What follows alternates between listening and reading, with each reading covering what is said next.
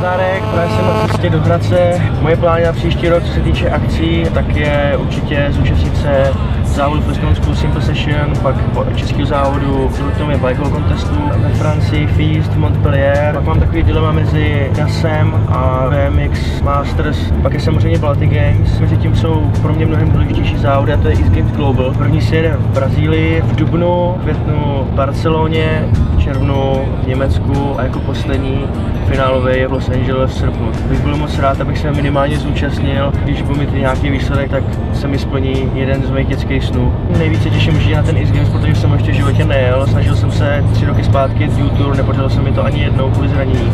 Teď nějaký akce, které vlastně nejsou v kalendáři, což je Eastern Gravity Contest, který se jde 19. ledna. Pokud se ty datumy nějak nebudou křížit, tak bych mohl se kouknout na exibice do Turecka se Senadem Krosičem nebo taky do Dubaje, kde jsem v životě nebyl. A to je asi tak všechno.